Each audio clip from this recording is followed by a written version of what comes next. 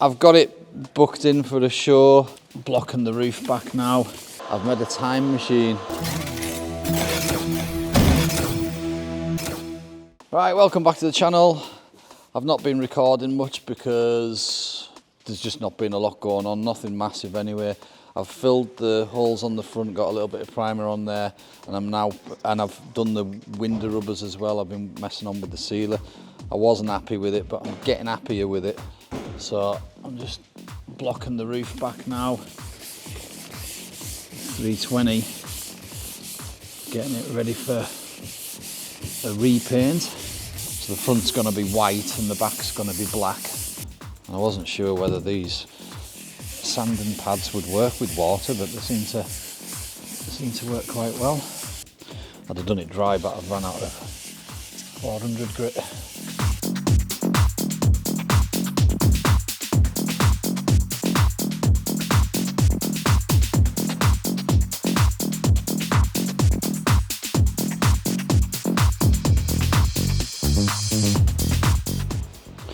When I get a chance, I'll show you the window door rubbers where it seals. I'm not totally happy with it. Certainly need to improve my technique on that, so it's all right. I'll get it better next time.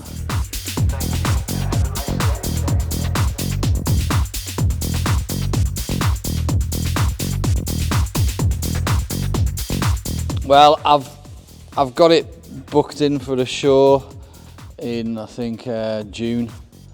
So yeah, well, it's allowed to be trailered there, so it doesn't have to be on the road, but it does need to be. Oh yeah, you'd be able to drive it into the showground, just trailer it there. But I mean, we've got a lot of 3D printing to do. Once we've got the moulds done, we've only got the bumper to make, and then that's all because we're using the clam and the bonnet. So we've got the bumper to make, and then everything can start bolting together. So it's not crazy far off, really. It's just the moulds are delaying things a little bit. I think the next big issue that we're gonna have is the 3D printing, because there's a lot of it to do, and it's all the vents, you see. Yeah, we're making like a honeycomb mesh for all the vents, but they all need to be fitted. They're all like, for instance, that front vent there, it's quite an accurate hole with a funny profile and that, you know.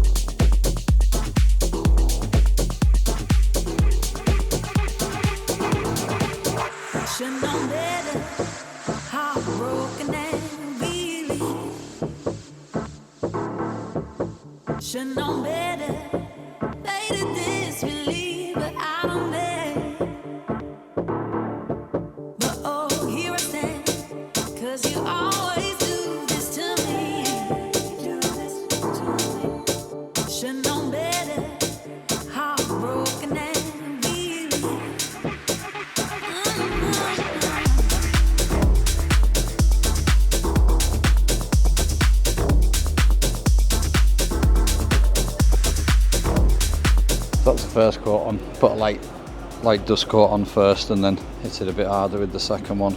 Because I've used a primer, like an aerosol primer, I was a bit concerned about it reacting, so I didn't want to lay it on too heavy. It's alright though, it seems to be behaving itself.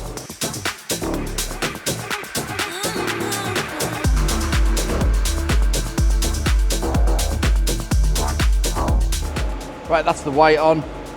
Pretty happy with it. It's not perfect. A couple of little bits of dust and that. But again, you know, conditions, it's all right. Nothing much more I can do now today because I don't want to create any dust. I've got a little bit to do on the side skirt, just a bit of adjustment there on that front gap. But other than that, tomorrow I'll come back, mask off the front of the roof, black the back, and then that'll be it ready for the hinges been fixed on permanently, and on to the next bit, which will be moulding the rear clam, so I know Colin's looking forward to seeing the rear clam being done. We'll go in depth with that.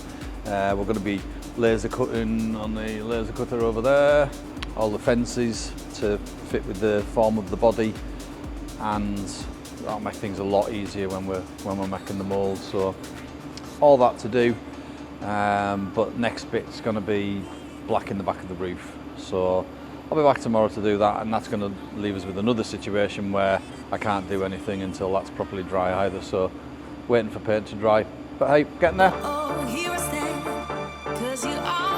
Right, welcome back to the channel.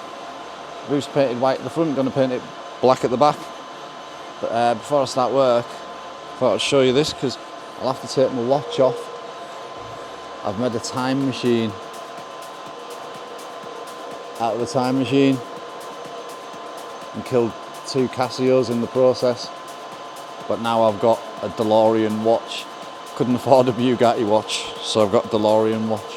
It's that poor thing, isn't it? You know, like what's that thing, the meme going on about being suck at being poor.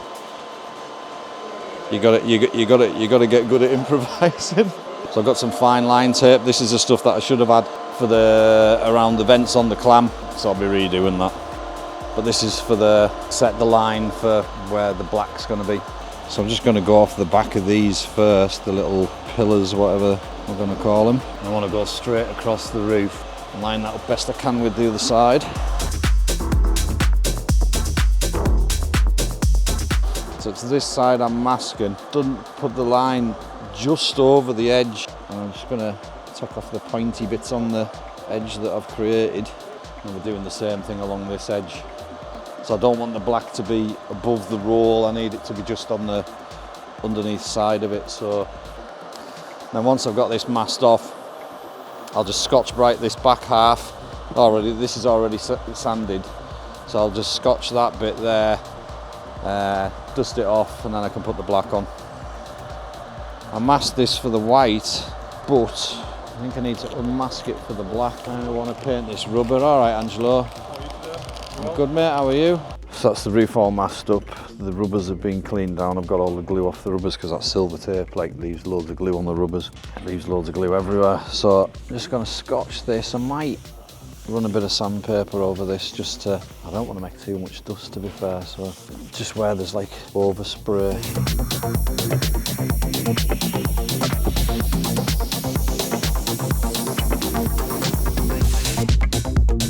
So that's it all prepped now. Let's give it a last panel wipe.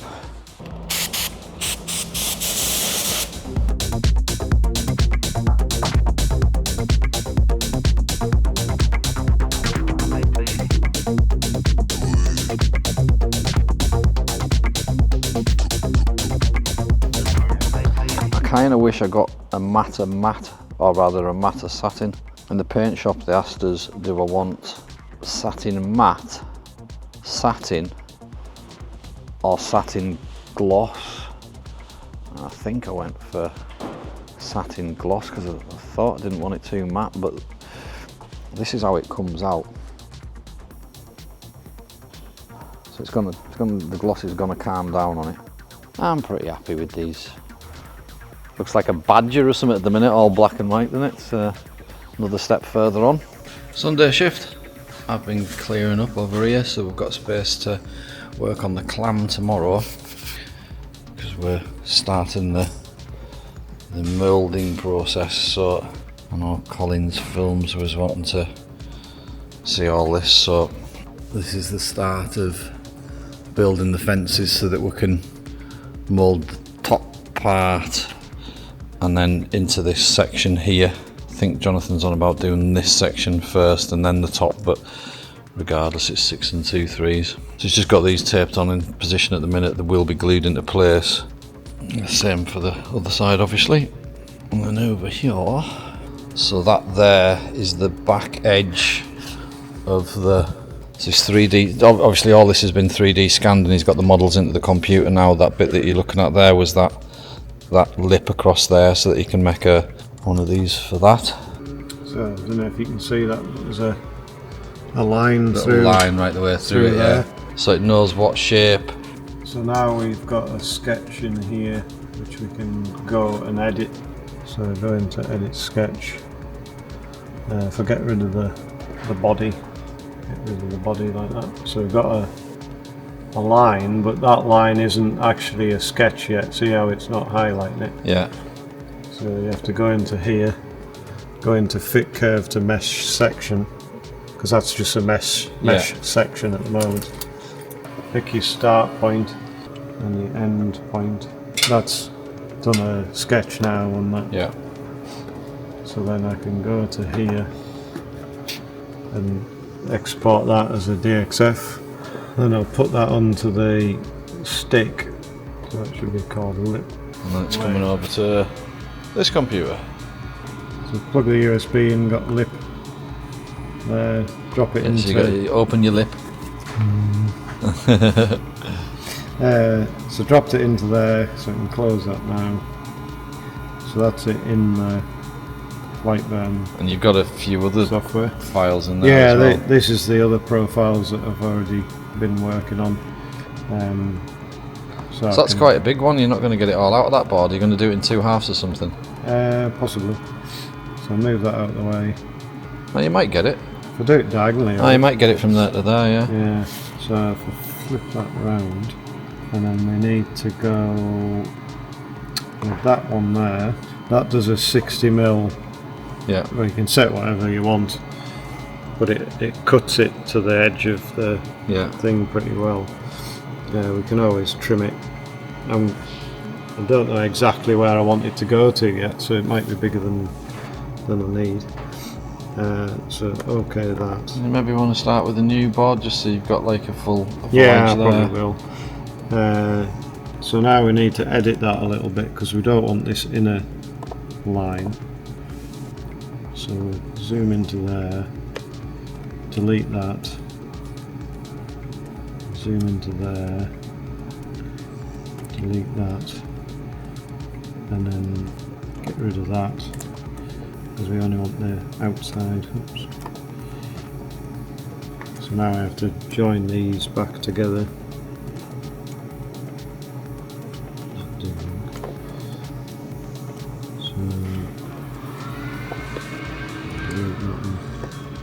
Join that to there.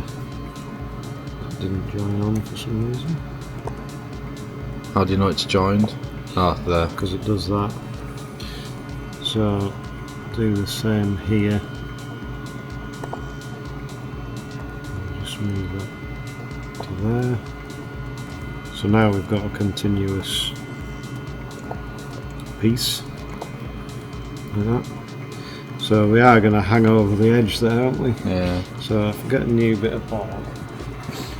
So this is the stuff. It's like foam. Is it paper? It's like paper. Yeah. Side, yeah. It's like a paper layer on each side. And It's quite tough. yeah, foam in the middle. It's handy. Alright, yeah, so on there like that. yeah, so obviously it would take us ages to work out these, you know, these slight curves and everything, but also to be able to cut it out so accurately. I'd say it's coming close to beyond human capabilities to get this accurate.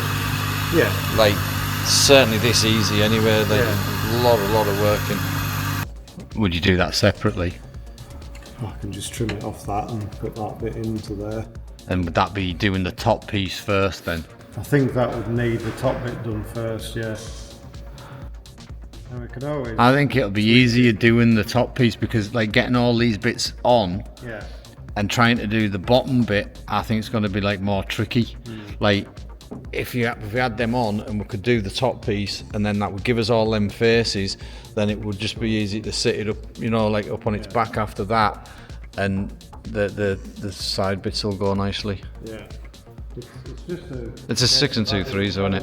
So if you have a look at me black here, like this was supposed to go satin, like that. It's the same paint, not the same tin, and it's slightly satin, but it's more gloss than satin.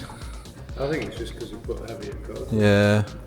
I think like this should be part of the carbon kit, one of these.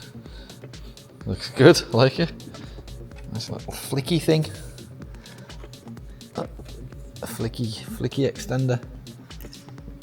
It cuts good by hand as well. It's really really workable stuff, isn't it? Yeah, it's by the time. Just hold the other side just to make sure that. Yeah, are we right on that top lip or just below it? Just below. Yeah, right. Yeah, I can see where we're at now. Yeah. So these will be all hot glued to the body, and will we put any plasticine in there? Possibly, yeah. Just if there's any kind of gaps in there, it'll either be hot glue or plasticine to get rid of the gaps so that the resin doesn't run through, and it gives us a nice neat edge. Starting paneling up the back window because that'll give the mould a lot more strength as well. Thanks for pressing the buttons, subscribing, all the comments, really appreciate it. It's nice to have that input from people. So yeah, thanks for watching, we'll see you again next time.